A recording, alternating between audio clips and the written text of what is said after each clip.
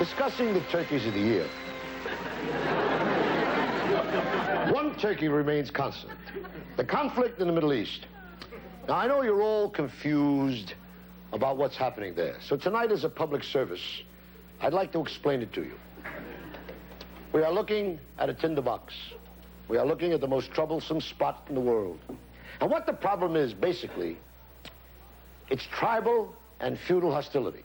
Right now, Iraq and Iran are at each other's throats. And the Middle East is choosing up sides. It all started when the Shah was kicked off the peacock throne.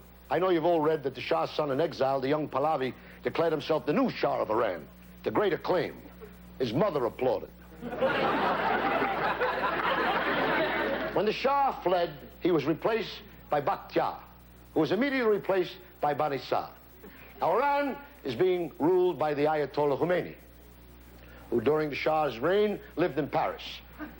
Some people say that the Ayatollah has a few strands missing from his flying carpet. Now,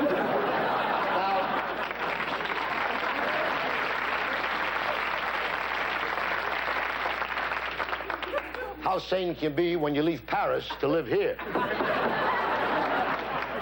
Now, Iraq is being run by Saddam Hussein. He went to school in America and was voted the man most likely to invade Iran. Aligned with Iraq is Saudi Arabia, ruled by the King Khalid of the House of Saud. Now, Saudi Arabia, a monarchy, in Iraq, a socialist state, swallowed their differences and banded together to form an informal power bloc. Now, Jordan, who was ruled by King Hussein, not to be confused with Saddam Hussein. See, now, Jordan is aligned with Saudi Arabia. Jordan had to align with Saudi Arabia because Saudi Arabia holds the mortgage on Jordan.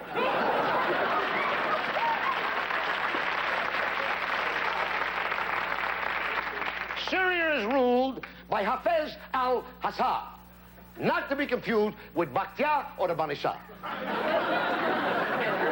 Although Syria's sympathy lie with Iran, they can't get involved because they're very busy keeping the peace in Lebanon. And they're doing a terrific job. Lebanon is in pieces. And Lebanon is run by this man, Danny Thomas.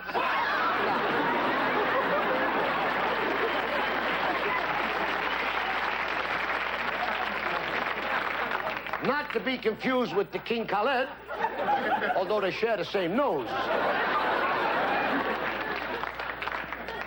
We'll get to Israel in a minute, which is what they'd all like to do. Israel and Egypt, in the Camp David discords, signed a peace treaty. Egypt is run by Anwar Sadat, not to be confused with Saddam or Hassan. Israel is run by Menachem Begin, who now calls himself Menachem Reagan.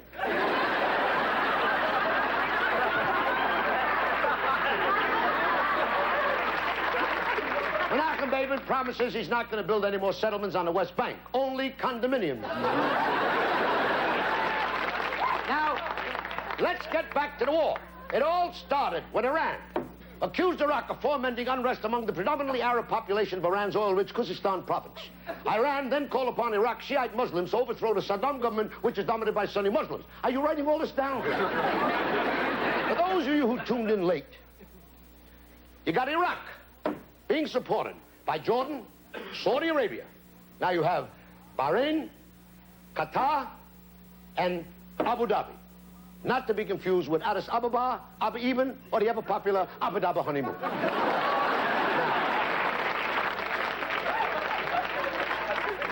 Let's not forget the tiny nation of Kuwait.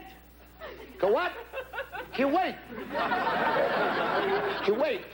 All they're interested in is pumping oil. They have to get their oil through the Straits of Hormuz, which is controlled by Oman, which is ruled by the Sultan Qaboos.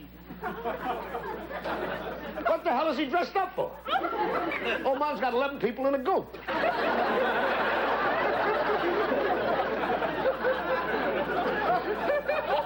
Oman is not free from conflict. You see, they got a little problem down here. They're being threatened by South Yemen, which happens to be north of Yemen.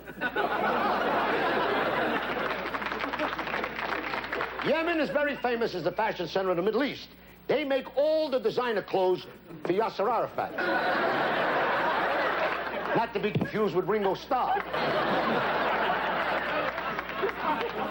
Arafat has promised not to shave until the Saints win the Super Bowl. Now,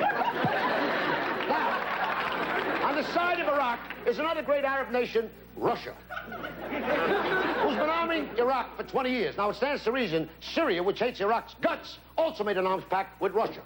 Now, Russia, in the spirit of Muslim Brotherhood, invaded Afghanistan and threatened Pakistan.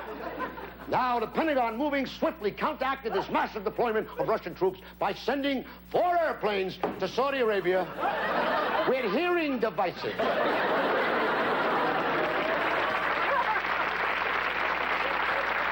So now we can hear how bad we're doing there. Now, who's on the side of rich little Iran? Not rich little, no. We have Libya, which is run by Colonel Gaddafi, and they gotta throw a net on this guy. Colonel Gaddafi makes the Ayatollah look like Donny Osmond. This whole situation is available in the game by Parker Brothers. Now, this is the stage. These are the cast of players. You put music to this, we'd have a hell of a hit. The Middle East Side Story. 1, 2.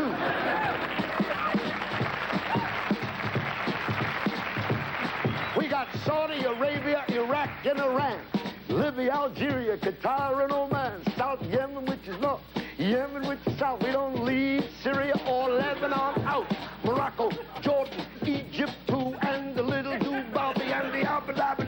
There's King Hassan and the 2 Hussein and the Caliph who runs Bahrain. Passpades outside and Arafat, Menachem Begin and Wasadat, Bani Sada, Khomeini, and the Khalid who's the king of Araby. All the folks who cruise down the Straits of Hormuz gotta pay their dues to the Sultan Qaboos. But forget their name, they'll be changing soon.